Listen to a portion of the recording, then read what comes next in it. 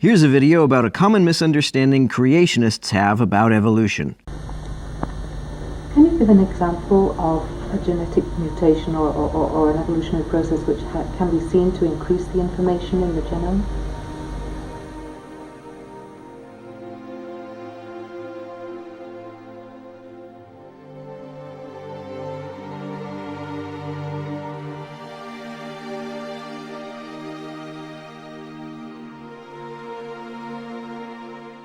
Creationists love this clip because for some reason they seem to think that the fact that Richard Dawkins can't come up with a specific example of a well-established genetic phenomenon off the top of his head means that it doesn't actually happen. Mutations add information to the genome via a two-step process. The first step involves a mutation in which a gene is doubled such that there are two copies of that gene where there was only one before. The second step is that one of those two identical genes mutates and becomes a different gene. Voila! New information. Creationists keep saying this can't happen despite the fact that there are plenty of easily accessible sources that explain how this happens. The definition of a mutation is a copying error of previously existing information. That's a pejorative way of framing it. The word error implies a failure to achieve some deliberate intent, which isn't what happens when genes mutate. Mutation, in general, just means change. That's it. Most of the time when genomes reproduce, they copy, but sometimes elements are changed. Calling this an error implies that it is a deviation from what is supposed to happen, which implies that nature makes suppositions, which of course it does not.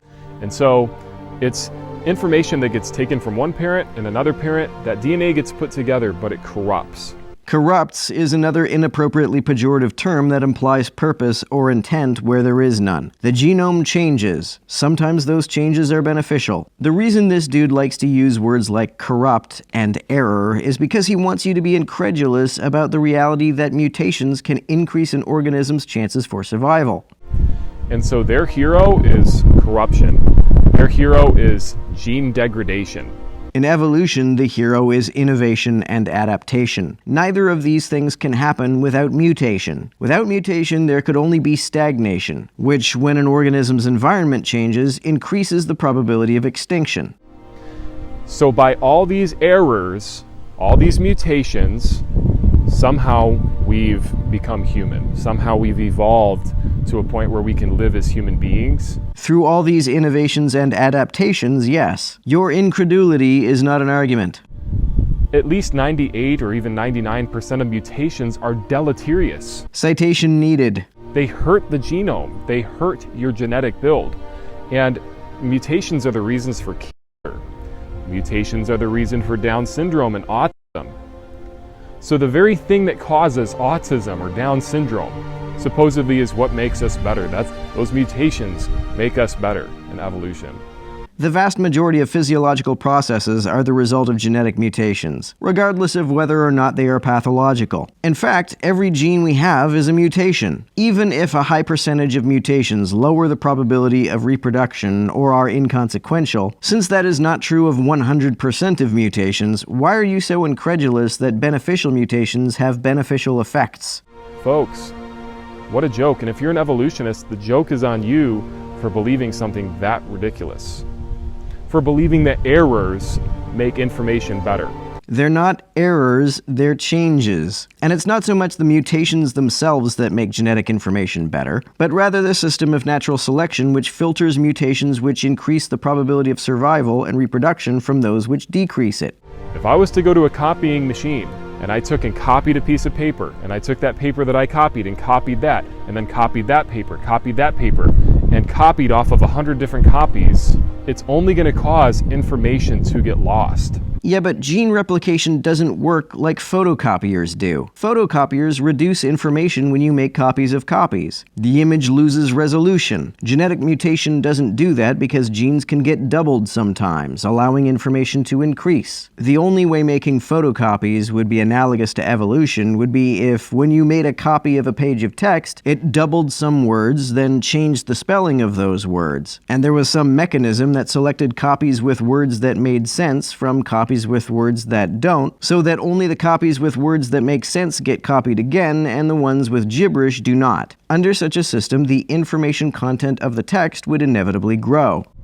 Nobody would ever go to a copying machine and say that the copy is better than the original. That's because you don't use photocopiers to modify things. That's not desirable when you just want an exact copy, but you wouldn't want a gene replication system that only ever made exact copies. This is especially the case if the environment is changing and genes which were once advantageous no longer are. A plant or animal population in a changing environment that needs to adapt to avoid extinction would quickly die out if every cell division made exact copies of its genes with no mutations at all. We can see mutations grant advantages in simple organisms all the time. This is not something that's mere speculation. We can see microbes do this on a regular basis. But according to evolution, the copy, that's way better than the original.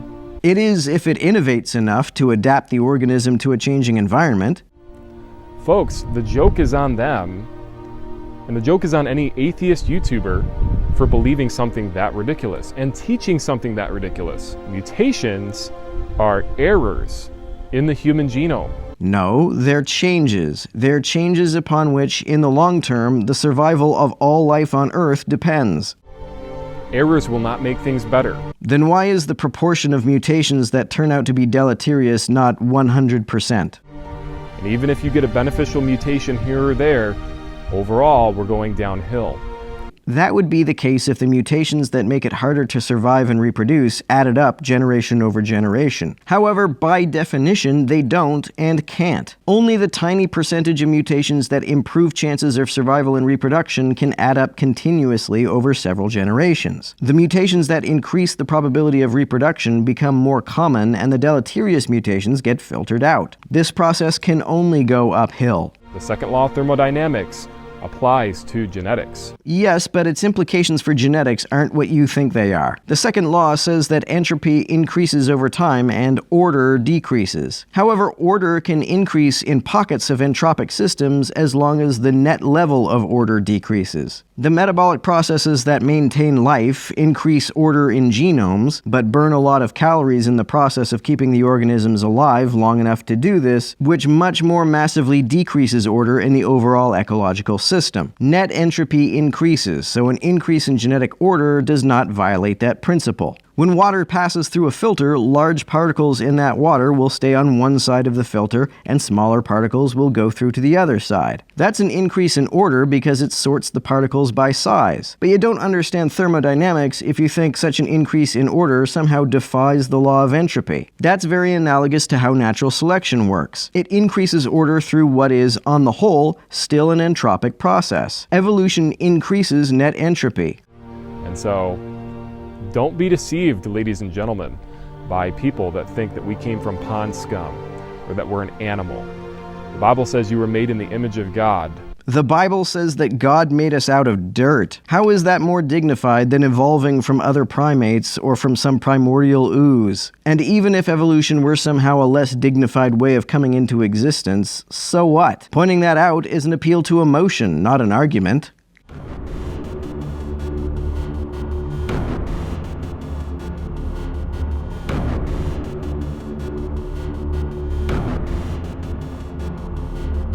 To everyone who helps me out on Patreon, you're a big help. Thanks so much.